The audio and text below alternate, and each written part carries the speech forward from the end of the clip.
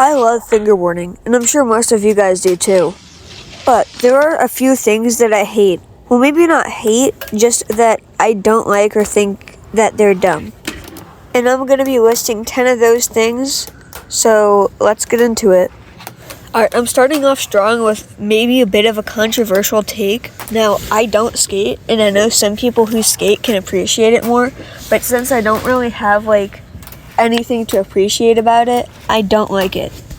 And that thing is squeaky wheels.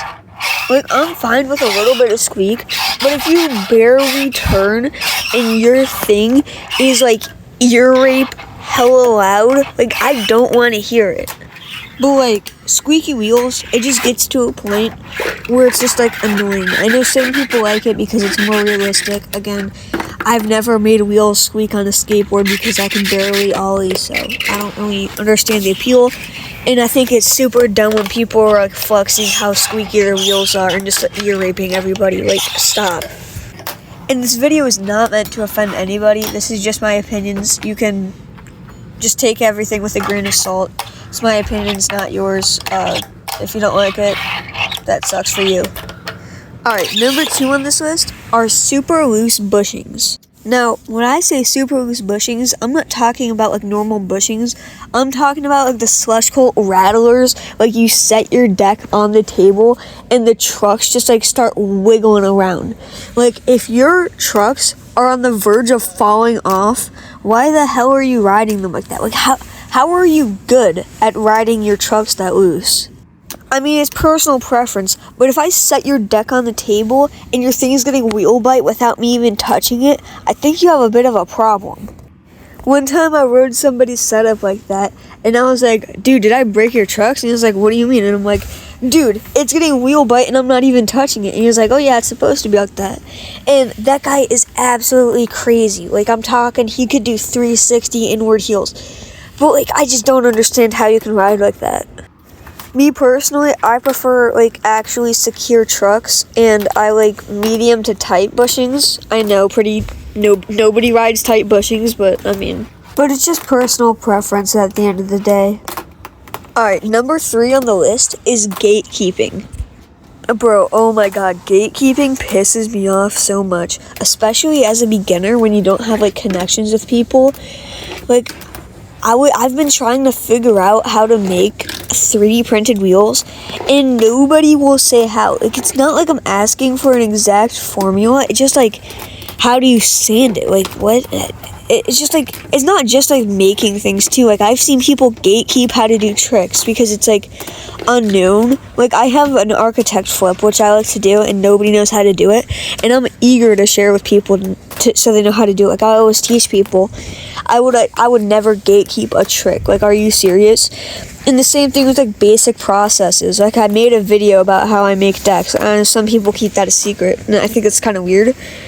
I understand nobody's gonna say oh yeah, my wheels are made of this material and give at specific measurements and how much of each substance they use to make their wheel, or exactly how to do it, because then you're just gonna get Levi and come in and steal your design and sell it for cheap.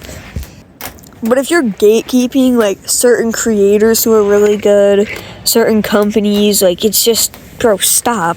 Just it's so corny. Just tell people. Alright, next up is when trucks, the paint on the trucks chips away after doing grinds.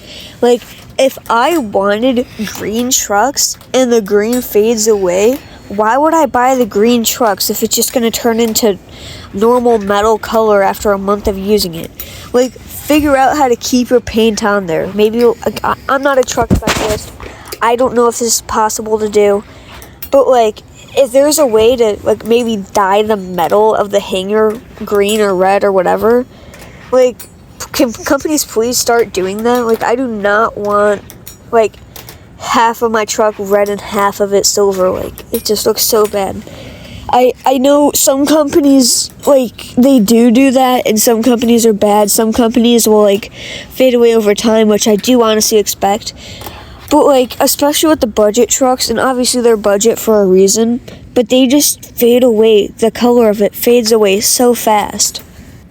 And I just think it looks kind of stupid, but like, I'm not gonna buy a new pair of trucks just because the paint chipped off. I think that's also pretty dumb. But like, I just wish there was a way to keep the color in trucks longer, especially with the budget trucks. I know BRTs, like I have a pair and those are fading away, but they held up relatively good. It just, they need to come up with a way.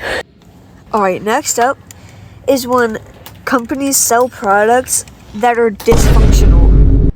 Now, this is definitely an obvious one, but like, I've had so many things that I've had to like send back because I got it and it like just didn't work, or like it's broke after a week of like, and I don't do anything to like my stuff that's like out of the ordinary. I just fingerboard like normal, and I've gotten bearing slip, I've gotten a graphics almost ripped off, I've had so many issues. I've had stripped trucks. It's just so annoying, and my friend literally shattered a pair of wheels because it fell off of his table. Like, it's actually insane. And I know these are smaller companies and quality control is hard. They're not like mega $1 million companies. Like, they're mostly just like dudes making stuff in their basement, but it's just so annoying when it happens. Like, I usually expect longevity, and that's what I always hear people talking about.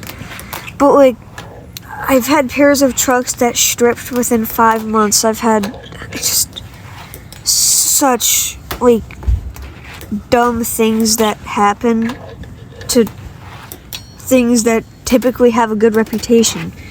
Like, my friend, I said it earlier, but my friend's pyro wheels, he dropped it off the table and it shattered. Pyro wheels, I didn't know things would happen like that, but obviously they can happen.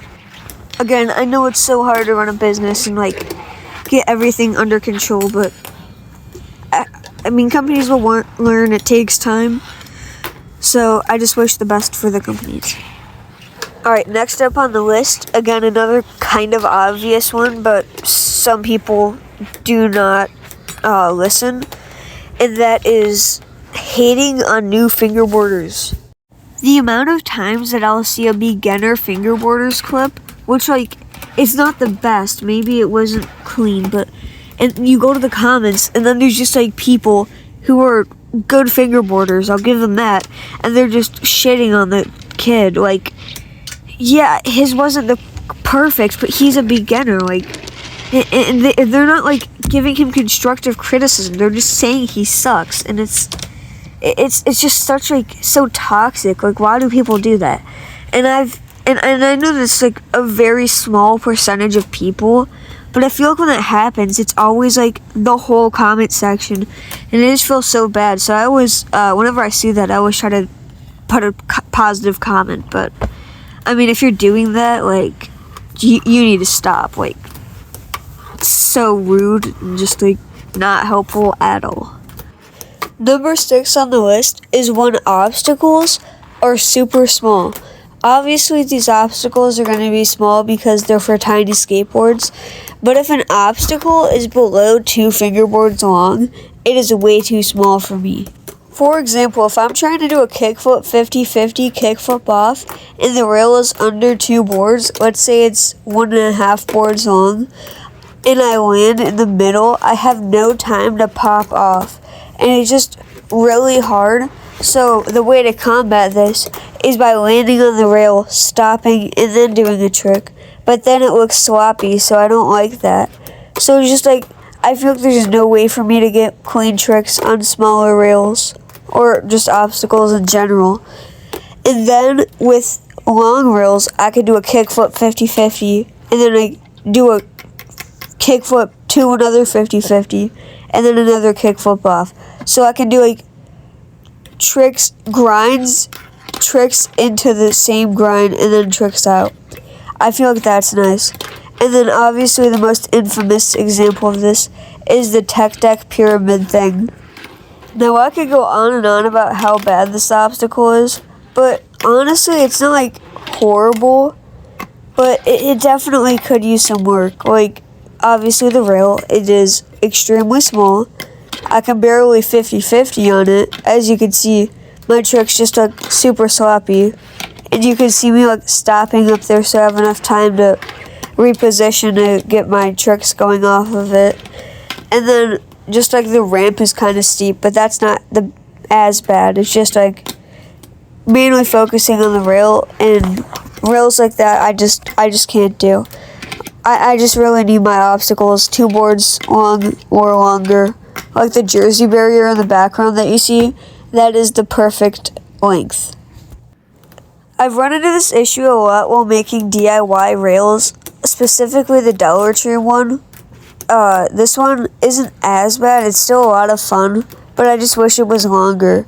The strategy is to go to Amazon and get a 10-inch rail, or 10-inch drawer handle, or whatever they are, and those are going to run you like $4, and then put it on the Jenga pieces and you're set.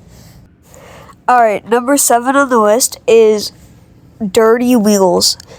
So I fingerboard on metal, and apparently that makes my wheels a lot dirtier, even though I wipe it down pretty much every week with Clorox wipes, and it does take dirt off, but like they still get dirty, and the tape won't even help anymore. If it does, it's very little. It doesn't get all of the dirt off, and the wheels just like look kind of crappy. I've noticed this happening more with softer wheels. For example, coal wheels. Those get dirty and it's horrible, like so bad. Coal wheels, if you're getting white coal wheels, they're gonna look horrible. But I really do like coal wheels. I don't know why I struggle to say coal. I don't know. But it usually happens with like older wheels, like the setup that I'm using right now. That is 2 years old, almost. Yeah, 2 years old. And the wheels are dirty, but that's because I don't think I've ever cleaned them. Which, dirt I expect, but if the wheel is getting like nearly black, it's just like really annoying to me. And I know it's like the softer wheels are more prone to it, and I do like soft wheels, so maybe I'll just have to upgrade to wood. Next up is wheel bite. Now, that might sound silly because, well, in real life, wheel bite means that you fall, but in fingerboarding, wheel bite just means that your line looks super sloppy. So basically what happens to me with like super loose trucks and big wheels, high concave, that is the perfect mix for wheel bite. And what would happen to me is that I would do a trick, and if I would land anywhere other than the bolts, it would give me wheel bite, and the board would just stop moving, and it would look so bad. So I had to get riser pads, and those helped a little bit, but wheel bite is the most annoying thing, and people actually get like wheel bite marks in their graphic. I haven't gotten wheel bite that bad to the point where I've left it there to just get the wheel bite marks in the graphic, but I've seen it, and like some people like go into other plies from that. It is wild. But wheel bite just like pretty much ruins any clip, and it really sucks right after you hit a crazy line and you're just doing like a simple kickflip, and then the wheel bite hits and it just messes it up. It is the worst, but simply fix it by using riser pads or tightening your bushings, getting smaller wheels. It's easily fixable, but it's just annoying. For number 9, it's going to be another pretty obvious one, but it really, really makes me mad. And that is when trucks catch when you do any sort of grinds, whether that be on a rail, a ledge, or whatever. These are very common in more like budget trucks and tech deck trucks, because like once you get to the higher end like Dynamics or BRTs, I mean they wouldn't be that expensive if you couldn't get a proper grind on them, so those don't have that. But like for example, school trucks, those will give you really bad truck catch, and you have to lock in on the side. You can't do in the middle of the truck because it just automatically slides down and you're stuck. You can't wiggle the truck around at all. And some people actually like that. I don't know how. It makes me feel like I don't have freedom or control over my board. And I also just think it feels weird. Just keep your kingpin below the hanger and we're gonna be good. But for some reason, some companies do not care about that, so that's on them, and I don't buy from them. Finally, for number 10, it is fingerboard jitters. I don't really know what to call them, but it's basically hesitating before you do a trick. The video's up on the screen right now. But these can make your line just look super bad and almost ruin your clip. It's a lot more common in beginners, but it still happens to me all the time. I remember like a year or so ago, I would wiggle my hand back and forth and apply so much pressure just to do a simple ollie. And it would my hand would almost shake involuntarily whenever I tried to do an ollie. And it was so bad. I would almost snap the deck landing because of how much pressure I had on it. But it gets better over time, and you really just have to keep practicing. This also goes along with your finger slipping and you trying to do a trick and you completely miss the flick because your fingers are off or you jitter. It's just stuff like that, very simple things, or just weird things that you do to mess up lines. It's just the worst. And from what I know, the only thing that you can do to fix this is by having time and practicing and having fun. If you do that, it'll start to go away. Like I said, I've been fingerboarding for 2 years and it still happens to me every once in a while, but it's definitely a lot better. So if you're experiencing this, it is definitely so annoying, but if you just keep at it, you'll be fine. That's all for today's video. It was way longer than I expected. Sorry about that. My videos keep on getting longer and longer, and I try to get one under 10 minutes. Obviously, that's not happening, but let me know if you like the longer paced videos or the shorter, sub 10 minute videos. But anyways, make sure you like the video if you enjoyed it. Subscribe if you want to see more content. Videos coming out every other Saturday, or every Saturday, but definitely every other Saturday. See you later. Bye.